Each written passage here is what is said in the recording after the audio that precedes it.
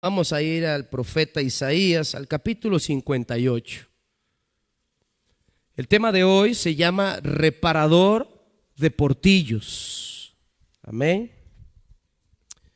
Isaías capítulo 58. Quiero que leamos juntos el versículo 12. A la cuenta de 3 dice así la palabra de Dios, honrando al Padre, al Hijo y al Espíritu Santo. 1, 2 y 3. Y los tuyos edificarán las ruinas antiguas, los cimientos de generación y generación levantarás. Y serás llamado reparador de portillos, restaurador de calzadas para habitar. Vamos a leerlo una vez más.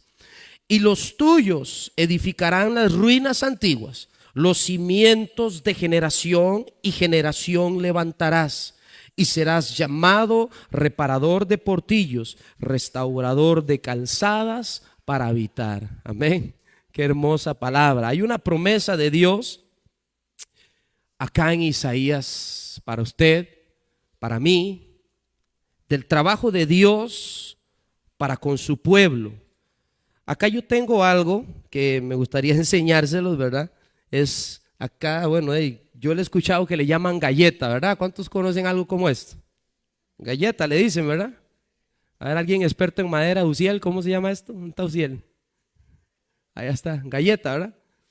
Usted ve esta galleta aquí, ¿cómo la ve? Bonita, fea, le falta algo. Barniz. Se ve vacilona, ¿verdad? ¿Como para qué la usaría usted? Para picar carne, dice Early. ¿Para qué más la usaría? Para hacer un reloj, un banco, para muchas cosas, ¿verdad? Porque se ve fuerte, se ve como que aguanta y todo eso. Pero si usted se fija más detenidamente, esta galletita tiene una ranurita aquí, ¿la ve? ¿No la logran ver? Muy difícil, los que están de cerca sí la ven, ¿verdad? Pero allá lejos ya está un poquito complicado. Ella tiene una pequeña ranurita aquí. ¿Se puede reparar eso, Ciel? No. Sí se puede, dicen los demás. Bueno, de ahí. Sí se puede, digamos que se puede reparar. El asunto con esa ranura es un portillo. Esa ranura es un portillo. Cuando esa galletita que les acabo de presentar, la tuve por primera vez, que me la regaló mi padre, ¿verdad? Feliz día, pa. Me la regaló él, no traía esa ranurita, ¿verdad? Así que se la voy a devolver. Nada. Con el tiempo esa ranurita se ha ido abriendo, ¿verdad? Ella se ha ido abriendo. Y él tenía otra, no sé si se partió, pero se partió a la mitad. Se le partió a la mitad, él se dejó una que también no tenía la ranura y se empezó a hacer y se partió, ¿verdad? Entonces, podemos ver una pieza bastante fuerte, podemos ver una pieza bastante consolidada, bastante sólida, pero el portillo que casi nadie ve es capaz de quebrar esa pieza en dos, es capaz de destruirla, es capaz de hacerla inservible y de que no funcione para el banco, que no funcione para picar carne, que con costo quede para trancar la puerta, quizá, los pedacitos. Y les preguntaba si se podía reparar. Yo de madera no sé trabajarla, pero acá el profeta Isaías llama a esta generación reparadora de portillos. Una generación que va a reparar calzadas para que la gente pueda caminar. ¿Sabe por qué? Porque usualmente somos dados a ver lo grande, lo macro, lo que nuestros ojos alcanzan a ver. Pero esas pequeñas grietas, esos pequeños portillos no tendemos a repararlos, los damos por desentendidos. Tal vez en el temblor, ¿cuánto está en el temblor acá? El terremoto de Nicoya, ¿verdad? Tal vez se hizo una pequeña grieta ahí en la pared de uno, no se cayó la pared, y ahí está la grieta, ¿verdad? De recuerdo. ¿Cuántos tienen una grieta de esa? Yo tengo una. Ahí está de recuerdo. Pero esas pequeñas grietas empiezan a desquebrajar grandes cimientos. Y cuando lees el contexto de acá del profeta Isaías, desde el capítulo 58 en el versículo 1, El profeta está hablándole al pueblo de Israel acerca del verdadero ayuno. Y el pueblo de Israel tenía un problema acá porque ellos querían buscar a Dios, ellos aparentaban buscar a Dios, ellos de una u otra forma se esforzaban por buscar de Dios, pero había algo en ellos como que no calzaba. Había algo en ellos como que todavía no daba para que la pieza estuviera completa. Y si nosotros dejamos esa pieza de madera ahí, esa pieza se va a seguir quebrando hasta que se rompa. Ese es uno de los problemas. Número dos, si yo hago cualquier construcción con esa pieza, es una pieza que va a ser inestable quizá, probablemente. Y número tres, es esa ranura que está ahí en esa pieza puede darle cabida a que se alojen parásitos en ella. Cualquier tipo de animalito, ¿verdad? Que le gusta poner ahí los huevitos de cucaracha y todas esas cosas, ¿verdad? Y calzan perfectamente. Todo esto en nuestra vida espiritual, mi hermano, tiene que ser reparado. Yo no sé cómo está usted, su corazón, su vida espiritual, su mente, sus intenciones, sus palabras, cómo están, porque muchas veces no vemos esas pequeñas ranuras en nuestra vida y están a punto de quebrar grandes cimientos. ¿Estamos conmigo en esta mañana? El profeta decía que las pequeñas zorras destruyen los grandes viñedos. A veces no prestamos atención a estos pequeños detalles. Y acá el pueblo de Israel, ellos querían, actuaban como que si quisieran conocer al Señor. Ellos ayunaban, dice la palabra de Dios, para que sus voces, por alguna razón de su esfuerzo, fuera escuchada al Dios de los cielos. Y no para que la voz del Dios de los cielos fuera escuchada. ¿Y cuántas veces nos pasa de la siguiente forma? Ayunamos, buscamos a Dios con toda intensidad, pensando en que Dios de alguna forma está forzado o está obligado a escuchar nuestra voz. Y cuando nos metemos en la búsqueda intensa con Dios, siempre es el propósito de que Dios me escuche, de que Dios oiga lo que yo tengo que decirle y me vea santo, me vea apto para poder hablar con Él. Pero muy pocas veces estamos haciendo las cosas de manera correcta. Si ayunamos es para que tengamos el privilegio de oír la voz de Dios, no que Dios tenga el privilegio de oírnos a nosotros. ¿Me estoy dando a entender? Cada vez que buscamos a Dios no es para que Dios tenga el privilegio de oírte por lo santo que estás o que estoy. Es para que podamos agudizar nuestro oído y oírlo a Él. Y Él pueda acercarse a nosotros, hablarnos a nosotros. Mira lo que dice ahí el versículo 4 del capítulo 58. Dice el verso 4: he aquí para contiendas y debates ayunan, y para herir con el puño inicuamente no ayunes como hoy, para que vuestra voz sea oída. ¿En dónde? El profeta se los dice: no estén ayunando para que sus voces sean escuchadas. Es que yo ayuno porque Dios tiene que escuchar mi necesidad. Yo busco a Dios porque Dios tiene que suplirme mi enfermedad. Yo busco a Dios porque Él tiene que ver qué hace con la situación que estoy pasando. No ayunen, no quiero, dice el profeta, que ese sea el propósito. Ayunen para que ustedes oigan la voz de Dios. Y hace un alto claro, y mucha gente tiende a confundir este pasaje y a decir que no hay que ayunar, ¿verdad? Porque el verdadero ayuno es otro.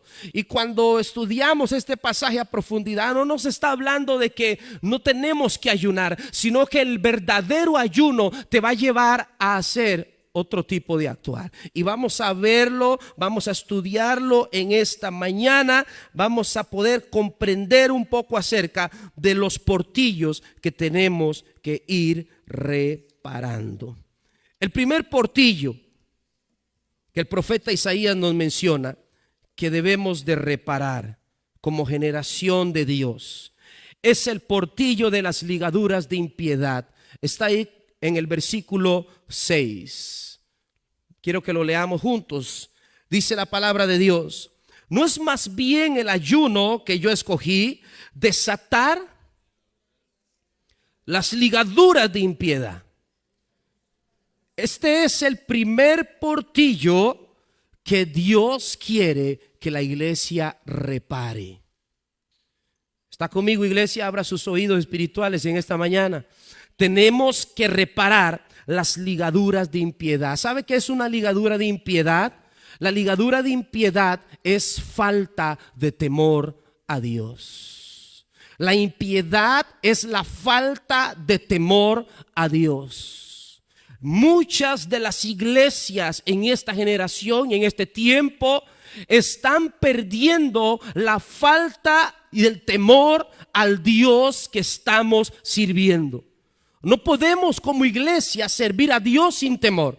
No podemos como iglesia establecer un culto racional sin temor a Dios. No podemos como iglesia estar haciendo ayunos, estar haciendo vigilias sin tener temor de Dios, porque la iglesia que realmente Dios avala y aprueba es la iglesia que está edificada en el temor de Dios. No lo digo yo ni las estadísticas, lo dice la Biblia. Hechos capítulo 9.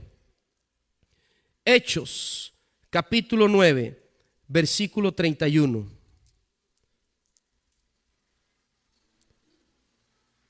¿Lo tenemos? Hechos capítulo 9, versículo 31. Dice así su palabra. Entonces las iglesias tenían paz. ¿Qué tenían las iglesias? Tenían paz por toda Judea, Galilea y Samaria, y eran edificadas. ¿Cómo eran edificadas las iglesias?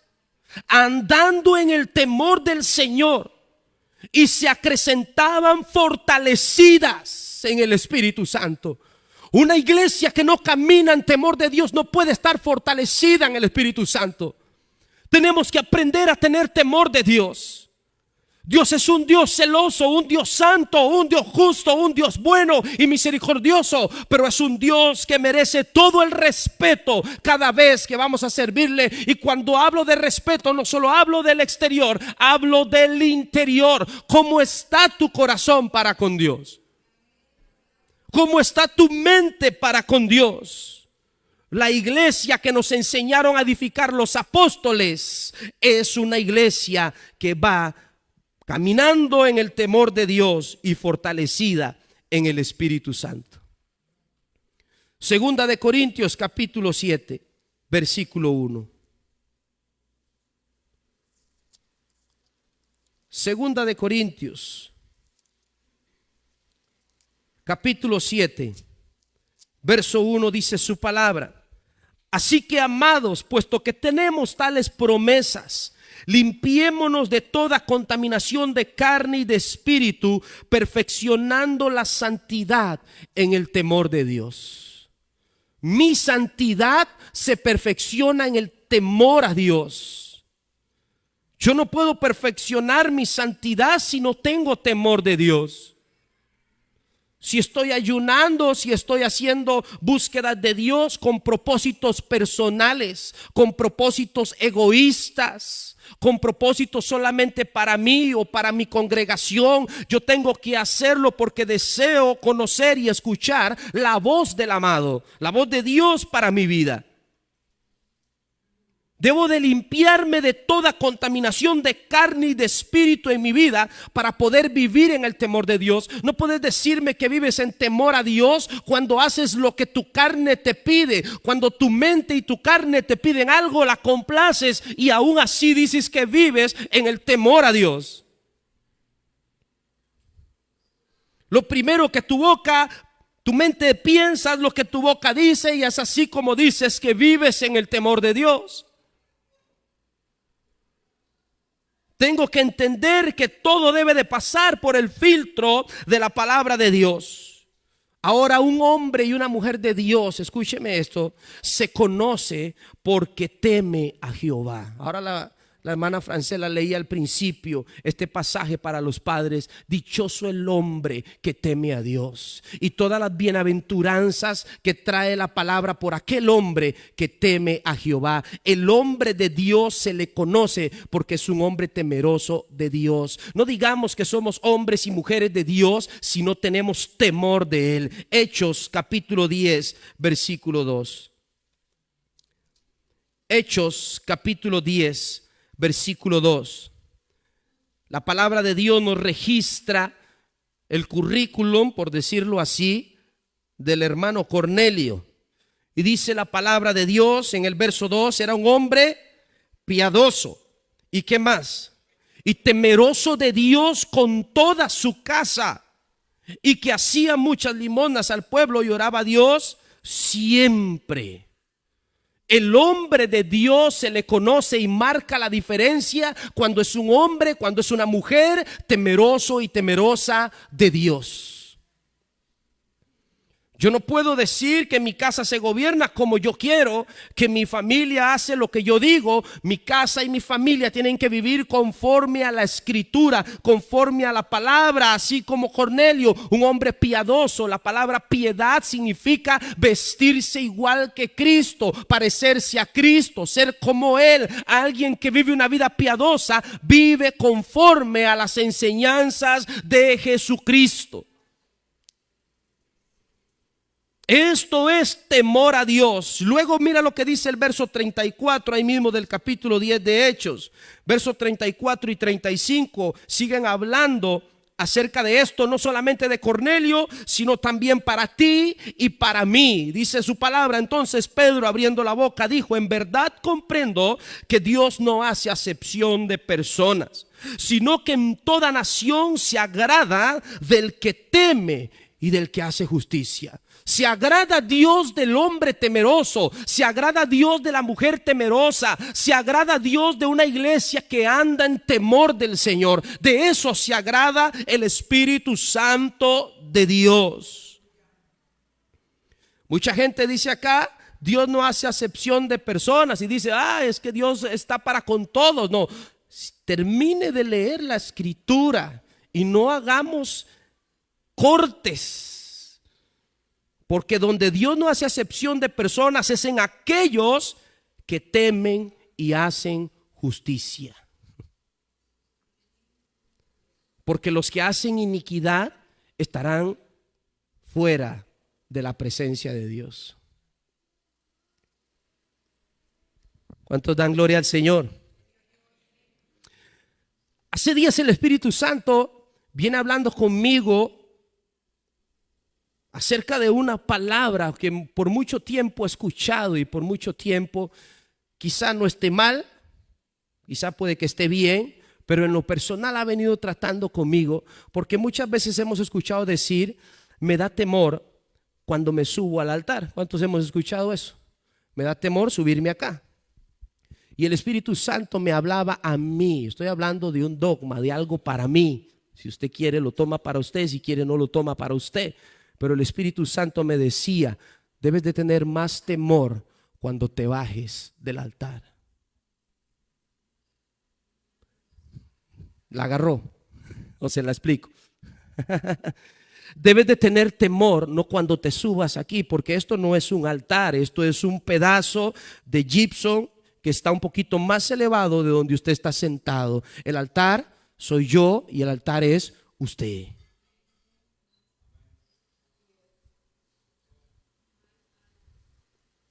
¿Cuántos dan gloria a su nombre? Así que no tengo que tener temor de subirme aquí. El único temor que puedo tener es que Chepe haya hecho esto mal y me vaya para abajo. Pero no creo que eso pase porque lo hizo bien.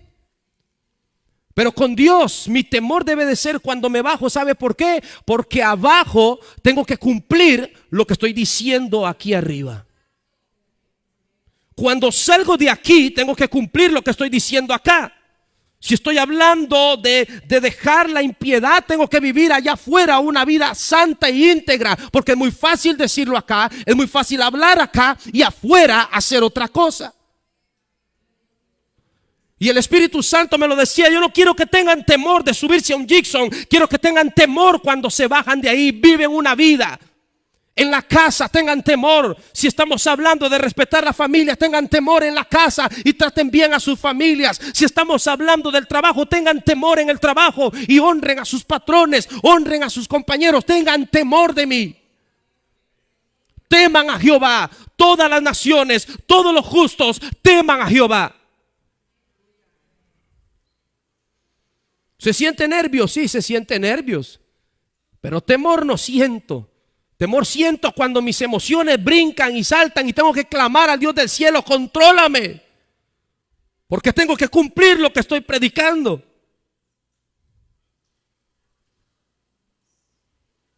Y aunque tal vez usted no venga y exponga aquí la palabra de Dios de la misma forma, debe de tener el mismo temor a Dios. Porque muchas veces decimos: solo cuando vamos a la iglesia nos convertimos en cristianos, nos convertimos en creyentes y aparentamos temor. Pero saliendo de acá es donde el Espíritu Santo quiere que vivamos una vida realmente temerosa. La falta de temor es como el niño que subestima la corrección del padre e ignora el castigo del padre. El niño que subestima la corrección del padre es aquel que no entiende que su padre quiere lo mejor para él.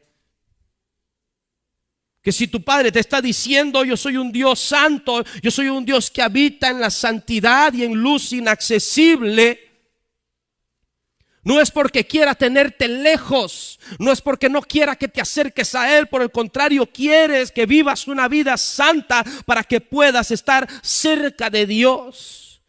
Y que si no lo haces, Dios castiga y castigará duramente a aquellos a los que no obedezcan.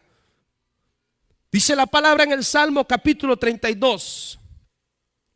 Salmos capítulo 32. Versículo 8 dice su palabra: yo te haré entender y te enseñaré el camino en el que debes de andar.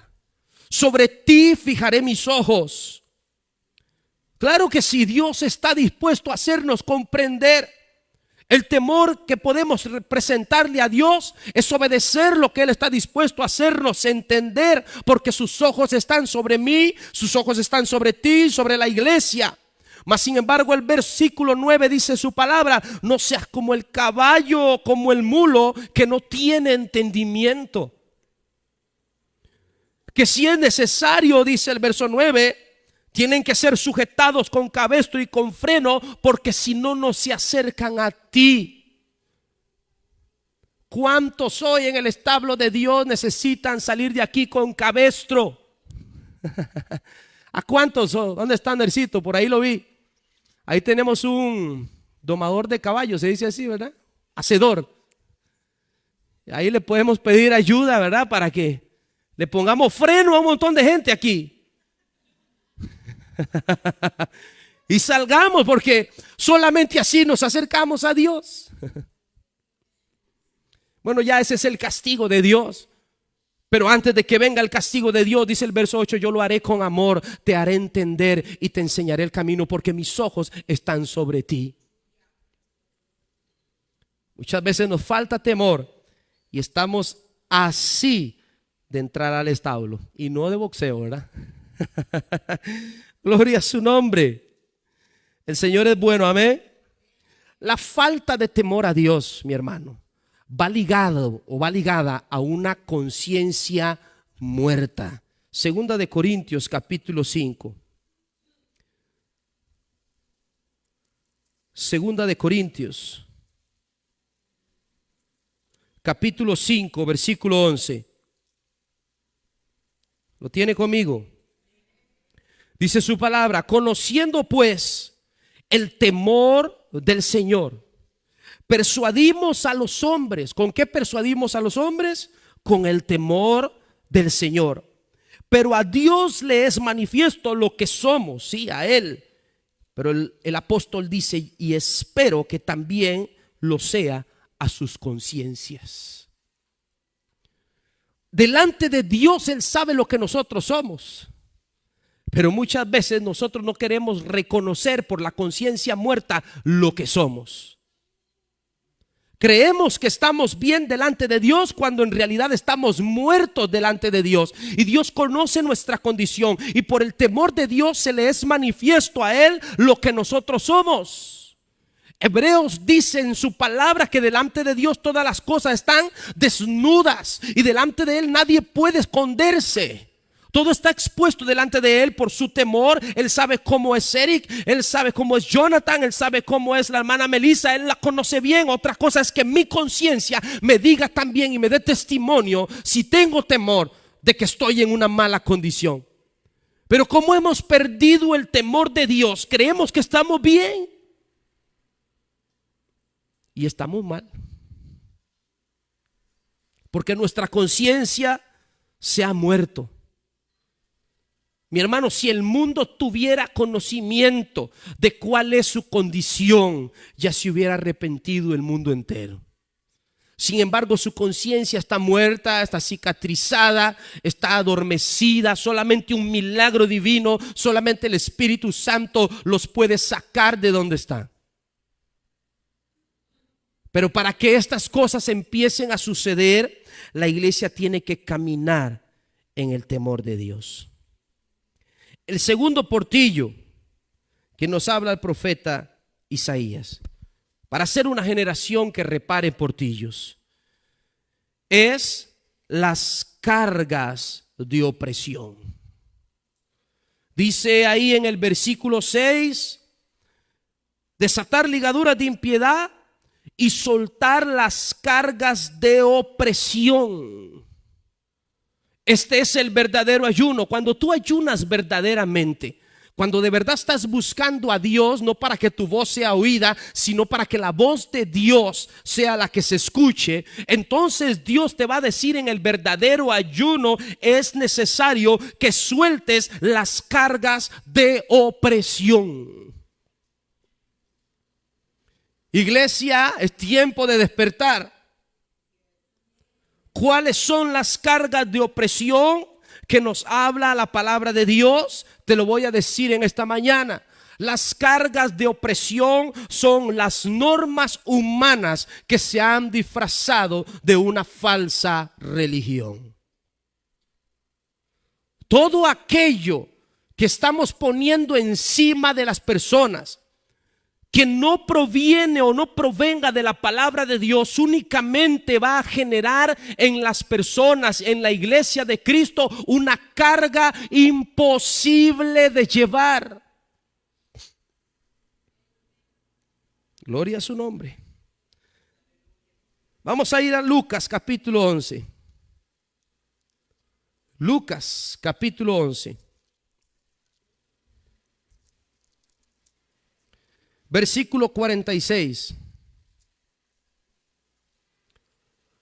Lo tenemos. Lucas capítulo 11. Dice el versículo 46, Jesús, dice el tema de este pasaje, acusa a los fariseos y a los intérpretes de la ley. El versículo 46 dice, le dijo, ay de ustedes también intérpretes de la ley, porque cargan a los hombres con cargas que no pueden llevar, pero ustedes ni aún con un dedo las tocan. Mateo capítulo 23 también habla de este mismo pasaje. Si usted quiere estudiar los dos puntos de vista, Mateo amplía un poco más a profundidad.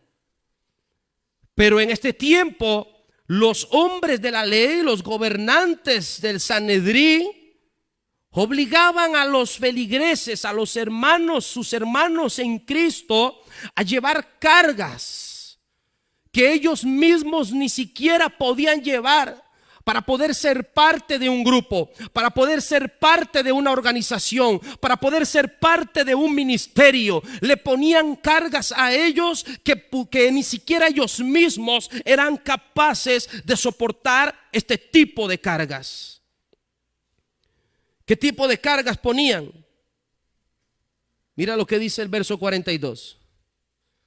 Mas ay de ustedes fariseos, ay, que diezman la menta y la ruda y toda hortaliza, y pasan por alto la justicia y el amor de Dios. Estamos leyendo la misma palabra, ¿sí? Ay de ustedes, porque están diezmando, sí, diezman, pero están dejando de lado lo más importante. ¿Sabe? Hay una frase muy conocida en este tiempo, que cada vez que la escucho me retumba el oído y me duele en el alma. Cuando alguien dice es que si usted no diezma se va a ir al infierno. ¿La ha escuchado? Dígame. Si usted no diezma se va a ir al infierno. Déjeme decirle una cosa.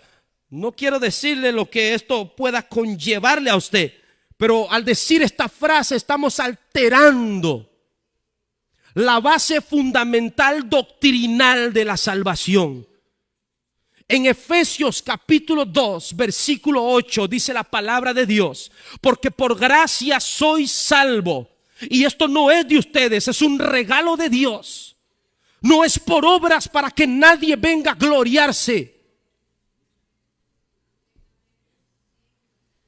¿Cómo vamos a mandar a la gente al infierno porque no diezmó? Y quiero dejar algo claro, no estoy diciendo que no hay que diezmar. No estoy diciendo que no hay que darle a Dios, pero esta frase, decirte vas a ir al infierno por no diezmar, es una frase completamente herégica. Porque altera la columna vertebral de la doctrina en la cual creemos, salvos por gracia y no por obras. Nadie puede pagarle a Dios por la salvación. Nadie puede pagarle a Él con dinero, mucho menos con plata. La salvación que Él pagó con sangre en la cruz del Calvario, destruyendo a los demonios, a las potestades, para que fuéramos salvos.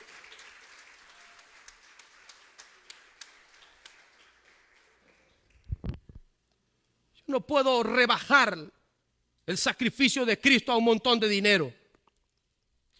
Sería casi igual como Judas. Esto es un error. El apóstol Pablo nos enseña claramente y nos dice: den de gracia, nunca den por tristeza, nunca den por necesidad.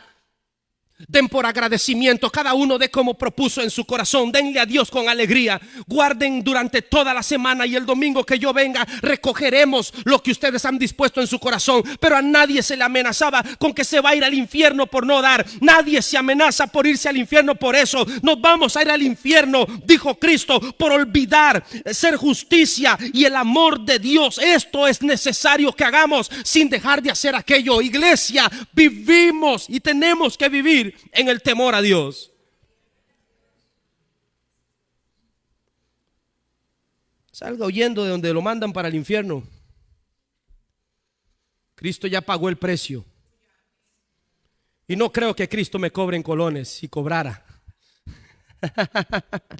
seguramente me cobraría en euros o en criptomonedas. Pero Él no cobra. Su salvación es gratuita. Es gratuita, es gratuita. ¿Cuántos dan gloria a su nombre? Bendito es el Señor. Santiago capítulo 1.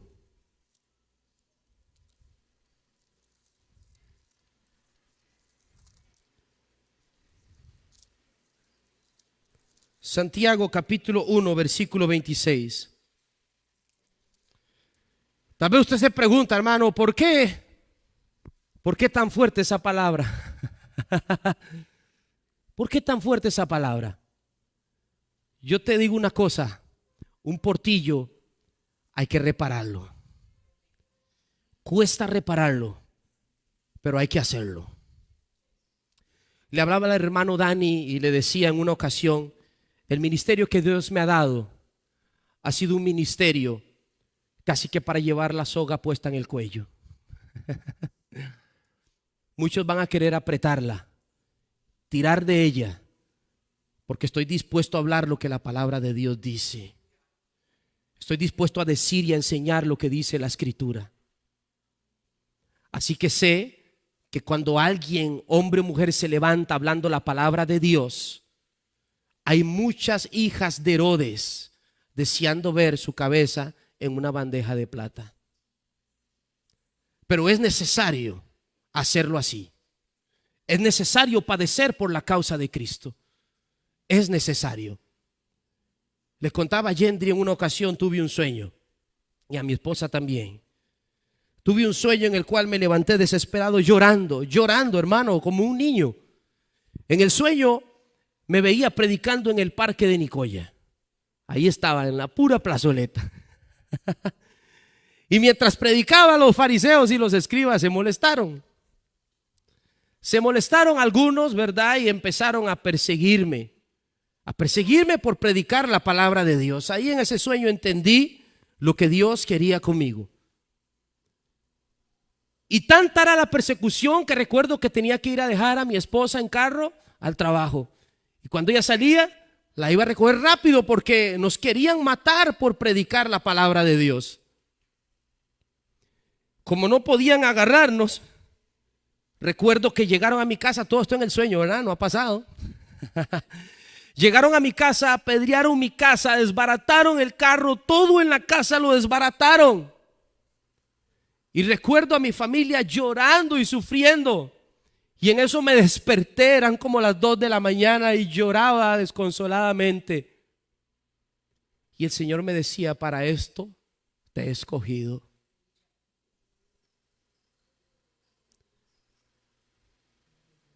¿Qué puedo decirle? ¿Qué puedo decir? No es lindo, ¿verdad, hermana Marlene? Es que es la verdad, no es lindo. Pero el Espíritu me hablaba y me decía, para esto te he escogido. Y cada día, mi hermano, usted no sabe lo que yo oro y le digo a Dios, Señor, guarda mi familia. Porque como hombre Él sabe cuánto me dolería verlo sufrir. Pero Él sabe que lo amo a Él. Él sabe que lo amo. Así que como ministro de Dios solo te puedo decir, iglesia, ore por mí. Ore por mí. Gloria a su nombre. Santiago capítulo 1 versículo 26. Dice la palabra de Dios: si alguno se cree religioso entre ustedes y no es capaz de refrenar su lengua, sino que engaña su corazón, la religión de tal persona es vana, es falsa, no funciona. Dice el verso 27, la religión pura, sin mácula, verdadera delante de Dios el Padre es esta: visitar a los huérfanos y las viudas en sus tribulaciones. La palabra de Dios es clara, hermanos. Debemos de quitar las cargas de opresión del pueblo de Cristo. No podemos cargar este evangelio con tantas reglas. No podemos cargar el evangelio con tantas normas. ¿Sabe por qué? Porque la vida ya en sí es pesada. La vida ya en sí es bastante fastidiosa y el ser humano lo que necesita no son más cargas, necesita lo que Cristo dijo: mi yugo es fácil y ligera es mi carga. Yo quiero presentarle a la iglesia un Cristo que tiene una carga pero ligera, no una carga que te va a hacer pesada, no una carga imposible de llevar, no una carga que Cristo ya llevó por ti, sino la carga que somos capaces de soportar. Es portar la cruz de Cristo cada día y seguirlo a Él. Tercer portillo que debemos de reparar como iglesia de Cristo. Y dice ahí mismo en el versículo 6: después de las ligaduras de impiedad, luego las cargas de opresión, dice: dejar libres a los quebrantados y que rompan todo yugo. El tercer portillo de la verdadera adoración a Dios, del verdadero ayuno, de la verdadera búsqueda, como usted lo quiera llamar, que la iglesia debe de tener, es dejar libres a los quebrantados. ¿Qué significa esto? Dejar libres a los quebrantados. Aquí aprendí algo de la palabra de Dios. Dejar libres a los quebrantados es sanar a los hermanos caídos. Sanar a los hermanos caídos. Hay muchos en la iglesia que han fallado. Hay muchos en la iglesia que han caído, pero la iglesia no ha sido capaz de volver a levantarlos. Mira lo que dice ahí mismo la palabra de Dios en el versículo 7: no es que partas tu pan con el hambriento y los pobres errantes albergues en tu casa, que cuando veas al desnudo lo cubras y no te escondas de tu hermano. ¿Cuántas veces hemos visto desnudo a nuestro hermano y nos burlamos de él? No hay más gremio más cruel y despiadante que el mismo gremio de la cristiandad, en donde una persona falla a Dios y es como caer en un lago de pirañas, ser destazado. Cuando leí una historia acerca de la caída del hermano Jimmy Swaggart, un evangelista poderoso, hay un testimonio hermoso de eso. Cayó en adulterio. Todos los grandes líderes estaban esperándolo para descuartizarlo y hacerlo leña. Y se levantó un hombre. Dios proveyó otro hombre de Dios. Claro que sí. Un hombre llamado Billy Graham. Se levantó poderosamente. Y cuando lo sentaron en la silla y le preguntaron: ¿usted cree que va a lograr más de lo que logró Jimmy Swaggart? El hombre dijo: yo no estoy aquí para criticar ni juzgar lo que hizo Jimmy Swaggart. Si podemos levantarlo, ya él está caído, es tiempo de levantarlo.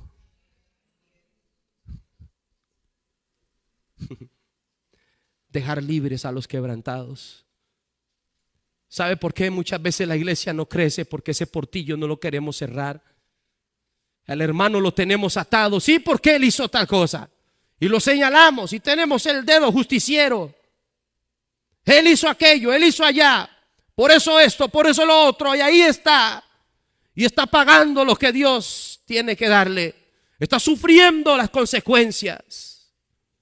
¿Dónde están los Billy Graham de este tiempo? Hombres de Dios que se levanten y que puedan decir: estamos para liberar a los caídos, a los hermanos, a los soldados que han caído en batalla. Estamos para restaurarlos. Iglesia, dice Isaías, esta generación será una generación reparadora de portillos y una generación restauradora de calzadas, para que la gente venga a Cristo. Yo lo único que necesito es saber si mi hermano cayó, poder llevarlo, no a mí, poder llevarlo nuevamente a Cristo, donde sé que va a ser restaurado, donde sé que va a ser levantado, donde sé que el taller del maestro va a funcionar en su corazón y va a ser de él para lo que fue llamado, y no destruirlo más de lo que ya el diablo lo ha sepultado. Tenemos muchas veces un corazón duro y no queremos restaurar estas calzadas. Le decimos a la gente: venga a Cristo. ¿Qué necesito para aceptar a Cristo? Nada. Nos inventamos una oración de fe y se la decimos. Repítala, la dijo, ya tiene a Cristo. Y cuando viene a Cristo le decimos: para que usted siga teniendo a Cristo, tiene que cumplir con todo esto, si no deja de tener a Cristo.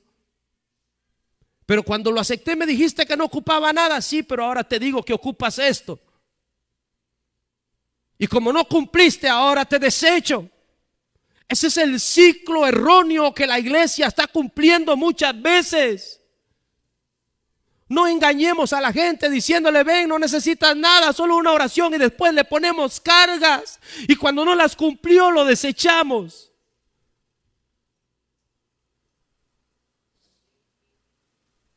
Dejar libres a los quebrantados. Hay mucha gente que está quebrantada, mucha gente que está dolida, pero yo sé que Dios está para darle a la iglesia la capacidad de ser una iglesia restauradora. Gálatas capítulo 6.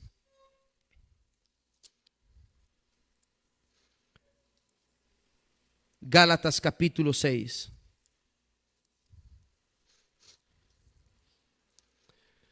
Versículo 1. ¿Lo tiene conmigo?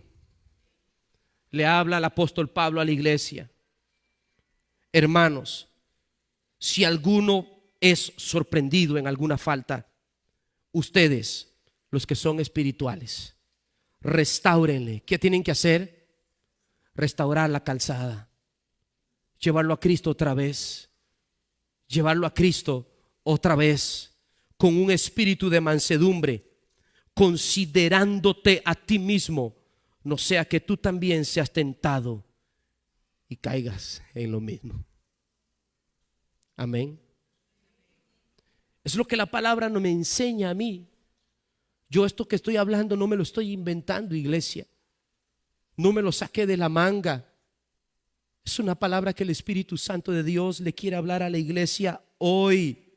Cuando la iglesia aprenda a ser una generación reparadora de portillos y restauradora de calzadas, dice la palabra de Dios en el versículo 9 de Isaías 58: entonces invocarás y te oirá Jehová, clamarás y dirá él: heme aquí, aquí estoy, yo soy el Dios que buscas.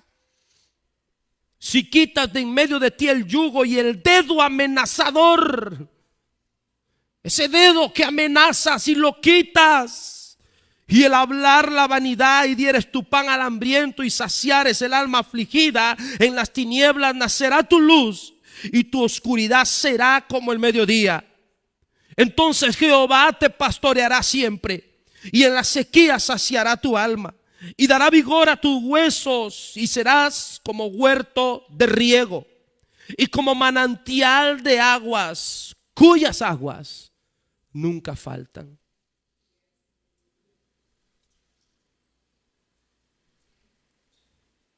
Y los tuyos edificarán las ruinas antiguas, los cimientos de generación y generación levantarás, y serás llamado reparador de portillos, restaurador de calzadas para habitar. Póngase de pie, iglesia.